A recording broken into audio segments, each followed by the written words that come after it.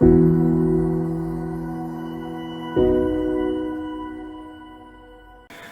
lagi di tutorial Flutter channel DirectApp Studio.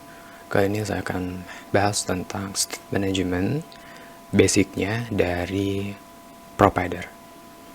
Di sebelum-sebelumnya di channel ini saya udah bikin tutorial tentang state management tapi menggunakan GetX. Nah sekarang menggunakan provider. Penggunaan provider ini sama dengan GetX, ataupun kalau teman-teman yang awalnya dari provider pindah ke GetX itu sama sih, mirip gitu dalam pembuatannya. Oke, dan penggunaan juga pun sama gitu ya. Kita mulai dari tampilannya dulu seperti ini, teman-teman tinggal ikutin aja. Layoutnya pakai list view, kemudian dia punya dua button, minus dan plus. Kita buat counter F untuk ngurangin dan nambahin data, dan ada teks untuk menampilkannya. Seperti itu. Sekarang tinggal kita bikin untuk kelas atau file controllernya. Misalkan kita kasih nama si counter.dat. Kita kasih nama kelas si counter. Nah, kemudian jangan lupa teman-teman tambahin dulu package provider di pubspec YAML-nya, bagian dependency. Kalau sudah, kembali lagi ke kelas si counter, dan kita extend ke change notifier. Kalau di GetX ini mirip kayak GetX controllernya gitu. Kemudian kita bikin variable untuk ngatur state angka di sini, tipenya integer. Kita bikin untuk value-nya ini kita pakai konsep enkapsulasi dari OP. Kita bikin variable private. Di sini kita kasih nama misalkan number, sama dengan nilai awalnya adalah 1 atau defaultnya. Kemudian kita bikin fungsi getternya, integer get number return underscore number, seperti ini. Kemudian kita bikin fungsi untuk set, untuk merubah nilainya, set nama positional number. Kemudian kita bikin parameter tipenya integer, and ini bebas untuk nama parameternya, dan kita isi atau update nilai dari number sama dengan n, seperti ini. Kemudian kita buat notify listener untuk update perubahannya. Itu kalau yang kita set numbernya langsung. Jadi misalkan ditembak nilainya 5, update 5, nilainya 6, update 6. Nah, kalau pengen untuk yang menerapkan increment-decrement, konsepnya mirip seperti ini. Nah, cuman di sini kita bikinnya itu fungsi baru. Misalkan kita kasih nama plus.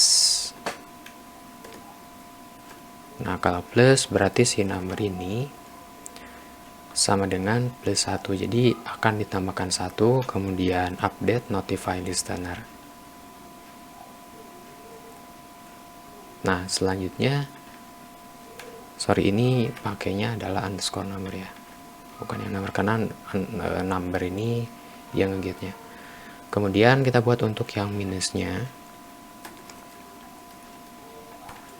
minus berarti minus sama dengan 1. Save. Sekarang kita buat pendaftarannya dulu, deklarasi controller providernya. Di material app kita bungkus menggunakan provider, atau kalau teman-teman ada penggunaan lebih dari satu provider, itu bisa bungkus menggunakan multi provider. Providers. Sini kita panggil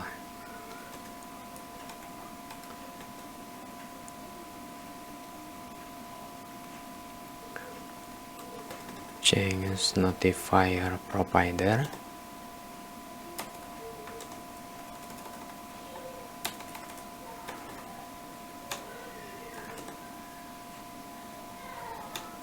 Nah, kita masukin control providernya itu kelas si counter. Kalau teman-teman ngikutin cara seperti di getX. Jadi kalau saya penulisannya C atau controller kemudian counter, tapi kalau ngikutin yang biasanya rata-rata programmer pengguna provider itu ngasihnya adalah pakai provider, misalkan counter provider atau provider counter gitu. Jadi nggak pakai controller, tapi sama aja sih, yang membedakannya itu adalah kontennya bukan nama kelasnya. Oke, ini sudah didaftarin, tinggal kita pakai. Nah, terus untuk ngeaktifkan fungsinya atau sebelum mengaktifkan fungsi, kita akan bungkus dulu si tampilan data yang selalu diupdate-nya itu si teks. Kita bungkus menggunakan consumer dan kita set consumer ini untuk si counter. Ini mirip kayak di get builder kalau di getX. Buildernya di sini ada 3 build contact si counter widget. Contact si counter ada widgetnya itu child. Satunya ini kita ganti dengan si counter dot number, kita akses.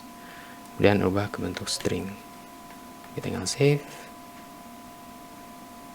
Nah, terus sekarang kita di sini masukin untuk memanggil fungsi plus minus atau setternya. Di provider ada extension konteks yang bisa kita gunakan. Jadi dari konteks ini, konteks yang ada di build konteksnya itu .watch. Kemudian kita arahin si konteks ini konteks untuk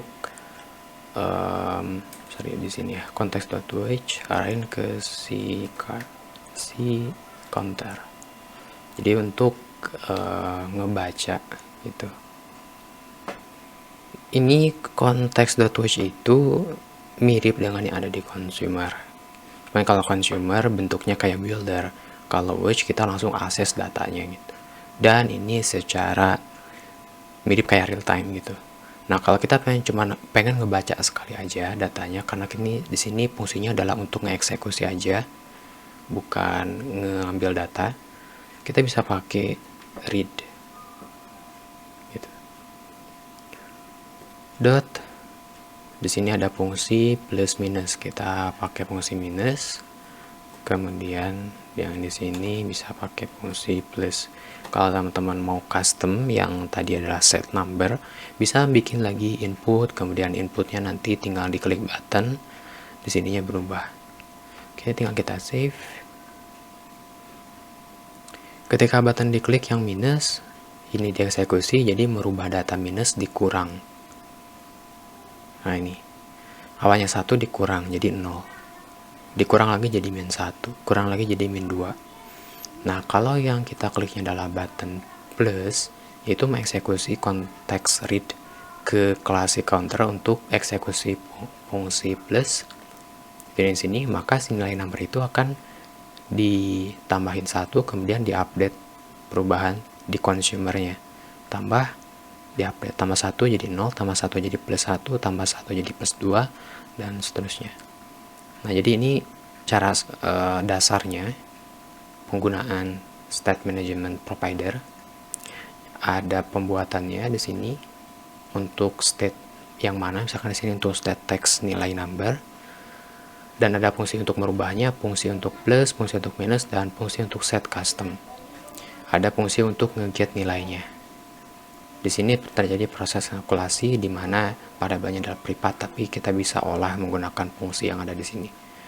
Selanjutnya adalah pendaftaran provider. Di sini kita pakai multi provider. Jadi kalau teman-teman pengen nambahin provider lain, misalkan ada keranjang, ada provider tentang daftar-daftar wishlist, ada daftar popular gitu, daftar dan lainnya, itu bisa dibikin di sini, change notifier provider, kemudian kelasnya apa atau providernya apa, tinggal tambahin gitu. Dan kelasnya tinggal tambahin. Bisa dipisahin pakai folder.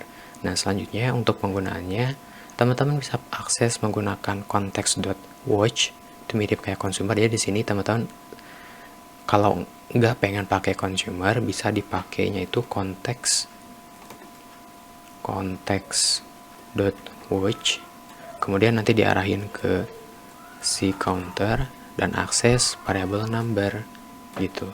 Nah, kalau nggak pengen pakai cara kayak gini, misalkan pengen cara pakai consumer biar jelas di mana dia posisi untuk update-nya. Oh, berarti di sini. Berarti cuma ngupdate di bagian teksnya aja gitu. Dan untuk misalkan akses aja dan sekali tidak secara real time beda dengan watch atau consumer, kita bisa menggunakan fungsi .read. Atau teman-teman bisa pakai provider kayak gini, kemudian .of context, kemudian off-nya di sini dijelasin lagi bahwa kita mau akses ke si counter gitu ya. Kemudian sini kita bisa akses number atau minus atau plus. Seperti itu. Oke, mungkin cukup sekian. Sampai jumpa di video selanjutnya.